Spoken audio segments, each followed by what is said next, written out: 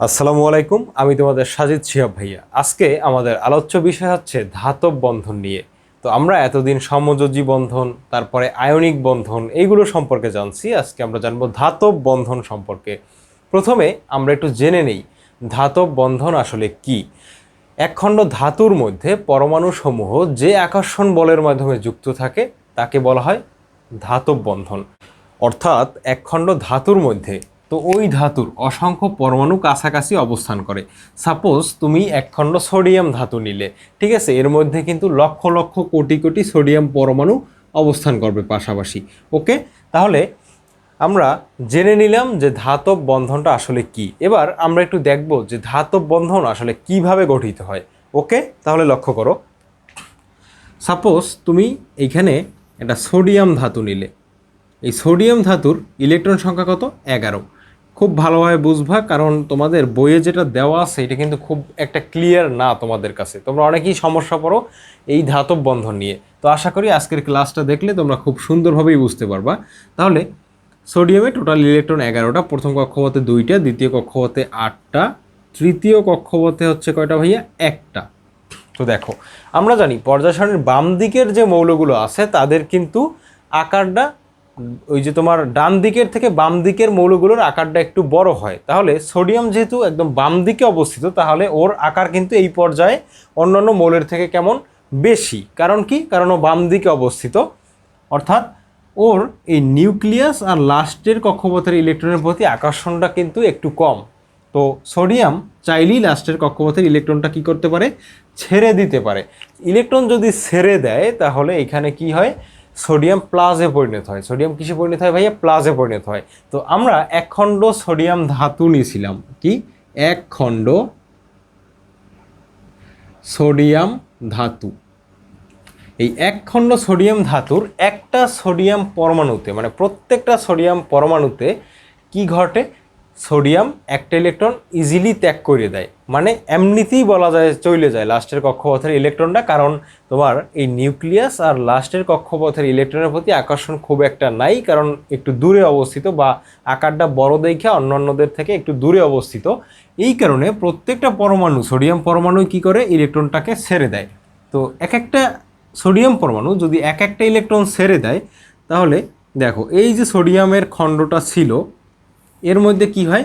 এই যে লাস্টের কক্ষপথে একটা ইলেকট্রন ছাড়ার কারণে সোডিয়াম কী হয়ে যায়? Na প্লাসে পরিণত হয়ে যায়। তাহলে ওইটাকে আমরা প্লাস ধরতে পারি।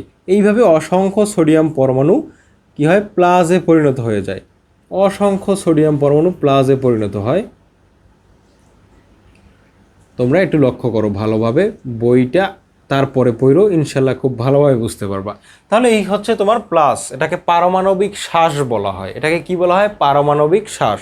সোডিয়াম যখন একটা ইলেকট্রন ছেড়ে দেয় তখন প্লাসে পরিণত হয়, অর্থাৎ এখানে আর ইলেকট্রন থাকে না। তাহলে ওইটাকে আপেক্ষিকভাবে প্লাস ধরা হয়, যেটাকে বলা হয় পারমাণবিক শ্বাস।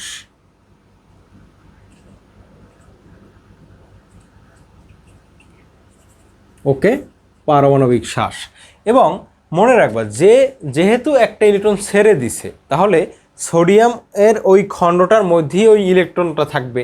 যেহেতু এক একটা সোডিয়াম একটা করে ইলেকট্রন ছাড়ছে, তাহলে ওই একটা করে ইলেকট্রন প্রত্যেকটা সোডিয়াম পরমাণু ছাড়বে। আর ওই ইলেকট্রনটা কোথায় অবস্থান করবে? এই পাশাপাশি অবস্থান করবে।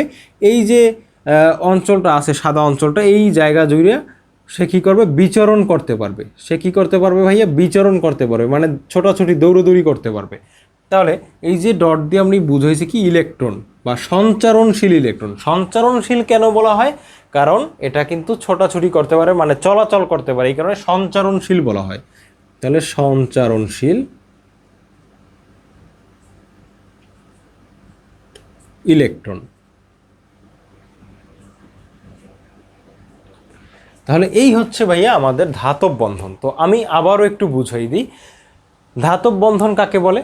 কোনো একটা ধাতব খণ্ডের মধ্যে ওই পরমাণুগুলো যে আকর্ষণ বলের মাধ্যমে যুক্ত থাকে তাকেই বলা হয় কি ভাইয়া? ধাতব বন্ধন। ওকে, তাহলে এই একখণ্ড ধাতুর মধ্যে অসংখ্য ওই ধাতব পরমাণু থাকে।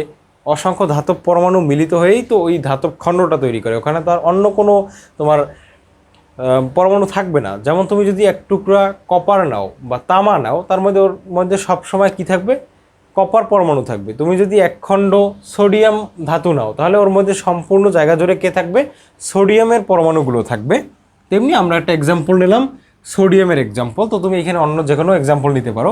তো সোডিয়াম কি করে লাস্টের কক্ষপথ থেকে একটা ইলেকট্রন ত্যাগ করে সে কিসে পরিণত হয়? Na+ পরিণত হয়। যেহেতু ত্যাগ করে তাহলে লাস্টের কক্ষপথে আর ইলেকট্রন থাকে না, এটা আপেক্ষিকভাবে ধনাত্মক হয়, এটাকে বলা হয় পারমাণবিক শ্বাস। তো এক একটা সোডিয়াম পরমাণুর জন্য এভাবে হয় যে এই পারমাণবিক শ্বাসটা এখানে থাকে, ইলেকট্রনটা সাথে থেকে যায়।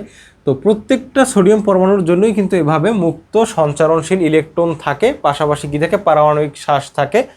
এই যে মুক্ত ইলেকট্রনগুলো আছে বা সঞ্চারণশীল ইলেকট্রনগুলো আছে, এরা এই পথে সারা অঞ্চল জুড়ে কি করতে পারে? চলাচল করতে পারে। ওকে, তাহলে এভাবেই কিন্তু একটা ধাতব বন্ধন গঠিত হয়। আশা করছি ভাইয়া ধাতব বন্ধনটা তোমরা খুব সুন্দরভাবে বুঝতে পারছো।